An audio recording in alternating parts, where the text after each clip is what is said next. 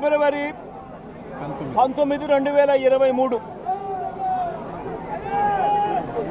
పట్టాభి అనే వ్యక్తి రెచ్చగొడుతూ వంశీని తిడుతూ ఫిబ్రవరి 19వ తారీఖున తాను మాట్లాడిన మాటలు. ఫిబ్రవరి 19, 23 వాడో పిల్ల సైకో, నేనే గన్నవరం వెళ్తా, ఎవడేం పీకుతాడో చూస్తా, ఆ వంశీ సంగతి తేలుస్తా, నియోజకవర్గంలో నుంచి బయటికి విసిరేస్తా అంటూ గన్నవరం ఎమ్మెల్యే వల్లభనేని వంశీని రెచ్చగొట్టింది సాక్షాత్తు ఫిబ్రవరి 19వ తారీఖున ఇదే పట్టాభి అనే వ్యక్తి. అంతటితో ఆగకుండా ఫిబ్రవరి 20వ తారీఖున అంటే మరుసటి రోజు చంద్రబాబు గారు పట్టాభిని నేరుగా గన్నవరంకే పంపారు. గన్నవరంకే పంపి గన్నవరంలో ఆయన అక్కడికి వెళ్ళి గన్నవరంలో మళ్ళీ ప్రెస్ మీట్ పెట్టి మళ్ళీ వంశీని మళ్ళీ తిట్టి అదే గన్నవరంలో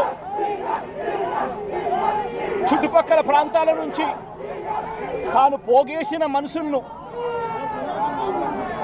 తాను వెంట పెట్టుకొని ప్రెస్ మీట్లో మళ్ళీ మరొకసారి వంశీని తిట్టి ఒక ప్రొసెషన్గా వైఎస్ఆర్సీపీ ఆఫీసును అటాక్ చేయడం కోసం ఫిబ్రవరి 20వ తారీఖున ఇదే పట్టాభి బయలుదేరిన ఈ ఘటనలో ఇదే పట్టాభి ఫిబ్రవరి 20వ తారీఖున వైసీపీ ఆఫీసుకు తాను మనుషులతో ప్రొసెషన్గా తాను అక్కడికి వెళ్ళి ఆ రోజు పార్టీ బయట ఉన్న ఒక దళిత సర్పంచ్ సీనయ్య అనే వ్యక్తిని కూడా పట్టాభి వాళ్ళ మనుషులు దాడి కూడా చేయడం జరిగింది.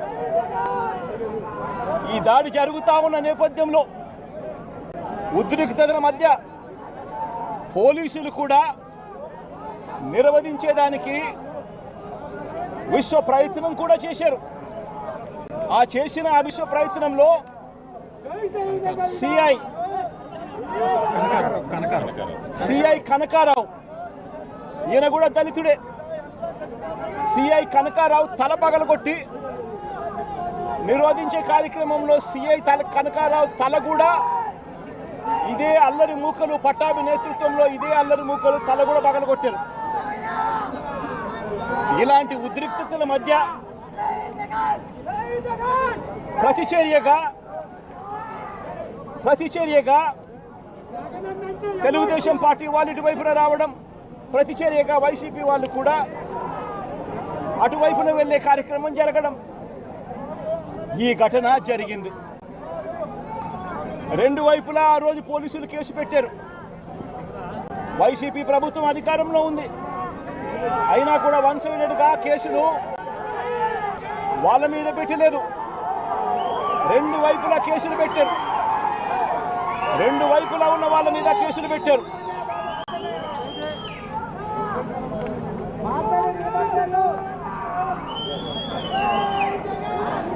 తర్వాత గన్నవరం ఘటనకు సంబంధించి అప్పటి పోలీసులు సుమోటోగా టీడీపీ పార్టీ మీద, వైసీపీ పార్టీకి సంబంధించిన వాళ్ళ మీద, ఇద్దరి మీద కేసులు పెట్టారు.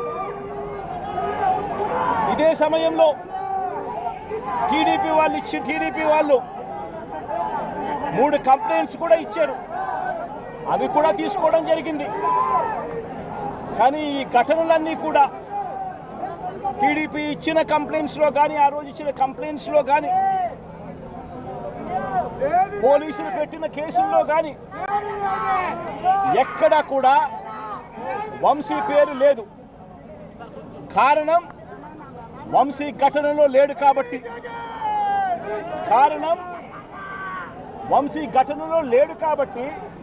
ఘటనా స్థలంలో తాను లేడు కాబట్టి వంశీ పేరు ఎక్కడ ఎవరు కూడా చెప్పలేదు.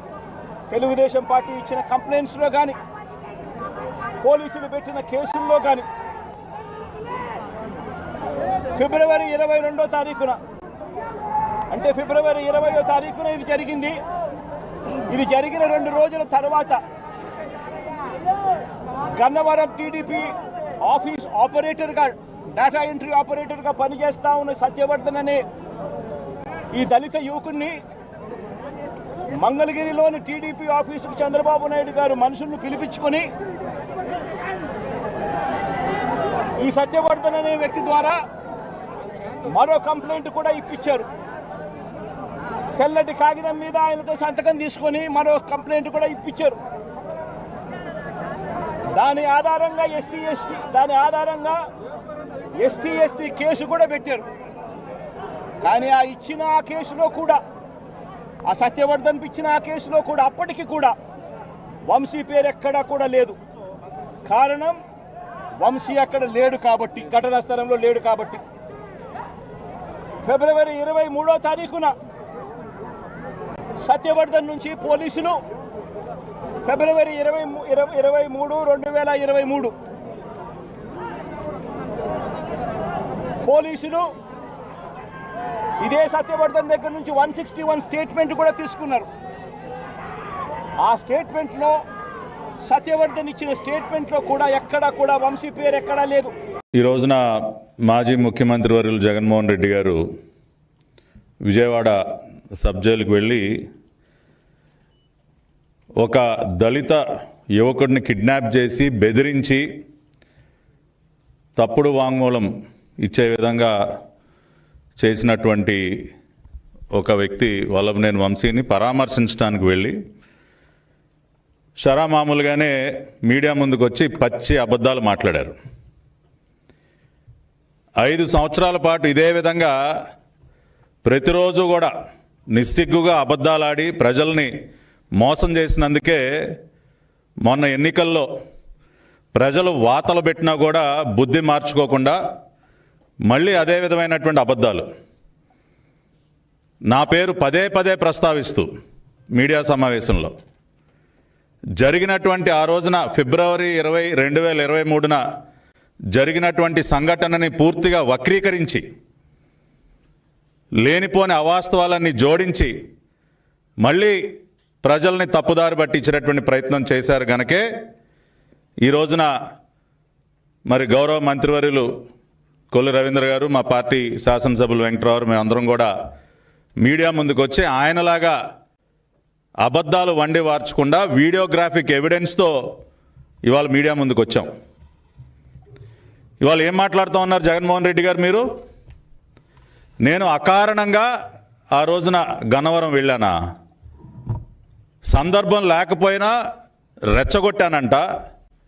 దాదాపు 200-300 మందిని వెంట పెట్టుకుని వైఎస్ఆర్సీపీ పార్టీ కార్యాలయం పైకి దాడి చేయడానికి వెళ్ళానంట. అసలు జరిగినటువంటి వాస్తవం గురించి మాట్లాడుకుంటే ఇక్కడే నా పక్కన మా పార్టీ సీనియర్ బీసీ నాయకులు దొంతు చిన్నా గారు ఉన్నారు. జగన్మోహన్ రెడ్డి గారు అరాచకాల్ని ప్రశ్నించినందుకు మా పార్టీ సీనియర్ బీసీ నాయకుడి ఇంటి పైన ఫిబ్రవరి 20వ తేదీ ఉదయం దాడి చేసి ఆయన ఇంటి బయట ఉన్నటువంటి వాహనాలని ధ్వంసం చేస్తే ఇవాళ మా పార్టీకి చెందినటువంటి ఒక బీసీ నాయకుడికి అండగా నిలబడటం కోసం గన్నవరం పోలీస్ స్టేషన్లో ఫిర్యాదు చేయడానికి వెళ్ళాం. నేను, నాతో పాటు మా పార్టీ సీనియర్ నాయకులు బీసీ నాయకులు గురుమూర్తి గారు, ప్రస్తుత గౌడ కార్పొరేషన్ చైర్మన్ గారు గురుమూర్తి గారు, మేమందరం కూడా గన్నవరం పోలీస్ స్టేషన్కి వెళ్ళాం. ఎందుకంటే ఆ రోజున పరిస్థితులు మనందరికీ తెలుసు. జగన్మోహన్ రెడ్డి ప్రభుత్వంలో దళితులపైన, బలహీన వర్గాలపైన జరుగుతున్నటువంటి దాడులు, కిరాతకంగా వారిని హత్య చేసేటటువంటి పరిస్థితి. గన్నవరం సంఘటన జరగటానికి ముందే దాదాపు 30 మంది బీసీ నాయకుల్ని పొట్టన పెట్టుకున్నావు జగన్ రెడ్డి. ఒకళ్ళు కాదు, ఇద్దరు కాదు. ఇవాళ మీరు చూసినట్లయితే ఒక కంచర్ల జల్లయ్య, ఒక తోటా చంద్రయ్య, నడి రోడ్డు పైన అతి కిరాతకంగా ఒక బీసీ నాయకుడైనటువంటి తోటా చంద్రయ్యని పీక కోసి చంపిన మాట వాస్తవం కాదా? నందం సుబ్బయ్య, అదేవిధంగా ఒక డాక్టర్ సుధాకర్, డాక్టర్ అనితారాణి, వరప్రసాద్ శిరోమండనం, ఈ విధంగా బీసీలు ఎస్సీల పైన దాడులు చేసుకుంటూ పోతూ వారిని అతి కిరాతకంగా చంపుతున్నటువంటి సందర్భంలో బలహీన వర్గాలే వెన్నుముకగా ఉన్నటువంటి పార్టీ తెలుగుదేశం పార్టీ.